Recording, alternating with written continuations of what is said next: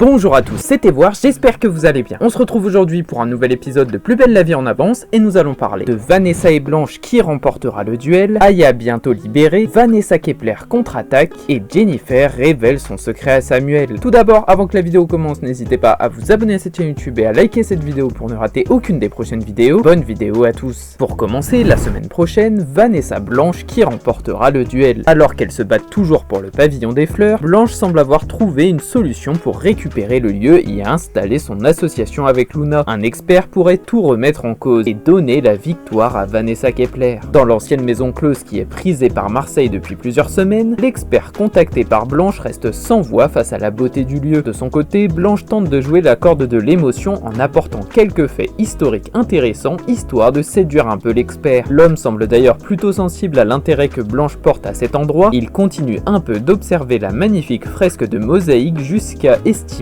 que cette dernière semble clairement datée du début du XXe siècle. Malheureusement, tous les efforts de Blanche tombent finalement à l'eau lorsque l'expert lui explique que la fresque n'a pas été réalisée par la personne qu'elle pensait, et cette décevante révélation pourrait bien faire pencher la balance du côté de Kepler qui s'en frotte littéralement les mains. Aya bientôt libérée. Ulysse Kepler s'occupe de la défense d'Aya. Face à Ariane persuadée de la culpabilité de la jeune femme dans l'affaire du meurtre de Betty, l'avocat mène un combat sans relâche. Il arrive à convaincre la juge. Bientôt la mise en liberté conditionnelle de la chérie de Kylian. En salle d'interrogatoire du commissariat, le talentueux avocat Ulysse Kepler fait constater à Ariane et à la juge Colbert que l'on voit bien que le conducteur qui aurait potentiellement transporté le corps de Betty est seul dans le véhicule à en croire les caméras de surveillance. Mais Ariane, qui est très impliquée depuis le début de l'affaire, expose ses théories les plus folles pour incriminer Aya et Kylian, quitte à se contredire devant la juge et l'avocat. Kepler joue alors la carte de l'humour en faisant comprendre à la juge que n'importe qui pourrait accuser Aya d'être complice en inventant des théories aussi fumeuses que celle d'Ariane. La juge Colbert prend alors les choses en main et elle accepte de réétudier le dossier d'Aya pour potentiellement lui accorder une libération sous condition, ce qui laisse Ariane complètement abasourdie. Vanessa Kepler contre-attaque. Décidément, c'est un combat sans relâche. Le pavillon des fleurs sème le trouble au Mistral. Blanche a de la ressource et pourrait bien remporter le lieu. Mais attention de ne pas trop titiller Vanessa Kepler qui a le bras long. Alors qu'il est en plein travail dans son cabinet, Ulysse retrouve sa mère Vanessa pour lui demander des explications par rapport au pavillon des fleurs, étant donné qu'il pensait que toute cette histoire était terminée. Sa mère lui confirme alors que c'est bien le cas en lui expliquant que Blanche renonce définitivement au lieu. Mais son fils lui avoue que Madame Marcy aurait apparemment déposé une demande d'inscription au patrimoine régional pour le pavillon des fleurs. Blanche a pris cette décision depuis qu'elle sait qu'une œuvre d'art se trouve au sein de l'ancienne maison close, ce qui pourrait clairement en faire un monument historique. En apprenant ça, Vanessa semble plus que ravie, sachant que cela matche parfaitement avec son projet de fondation dans l'art contemporain féminin. Son fils tente de lui faire comprendre pas obtenir le pavillon des fleurs avec une telle protection, mais c'était sans se douter que Vanessa connaîtrait un ami qui pourrait bien renverser la situation en sa faveur. Enfin, la semaine prochaine, Jennifer révèle son secret à Samuel. Samuel retrouve Jennifer en pleurs. La secrétaire médicale a réfléchi toute la nuit. Sa décision est prise. Elle décide de révéler son secret à son amant. C'est le choc. Dans son appartement, Samuel retrouve collé à une fenêtre la pauvre Jennifer qui est en sanglots sous ses yeux et il s'empresse alors de lui demander ce qui ne va pas. Après avoir mûrement réfléchi, Jennifer semble prête à parler de son secret à Samuel et elle l'invite alors à s'asseoir avec elle pour qu'elle lui raconte tout ça. La jeune femme s'excuse dans un premier temps pour l'avoir envoyé balader à chaque fois qu'il tentait d'en apprendre un peu plus sur elle, mais le policier lui explique qu'il ne lui en veut pas du tout et qu'il lui demandait ça car il se sent plutôt bien avec elle. Ce sentiment est réciproque et c'est pour cela que Jennifer se sent désormais prête à tout lui avouer. Elle va alors lui expliquer un terrible drame qui est survenu lorsqu'elle avait seulement 8 ans et qui lui a fait perdre toute sa famille dans un accident de voiture. Samuel la remercie de lui en avoir parlé, il comprend mieux son comportement étrange parfois ainsi que son tatouage qui prend tout de suite tout son sens. Cette discussion est une belle preuve d'amour et de confiance entre nos deux amoureux. Cette vidéo est déjà terminée, j'espère sincèrement qu'elle vous aura plu. Je vous le rappelle, n'hésitez pas à vous abonner à cette chaîne YouTube et activer la cloche pour ne rien louper. C'était Evoir, merci à tous, passez une très belle journée.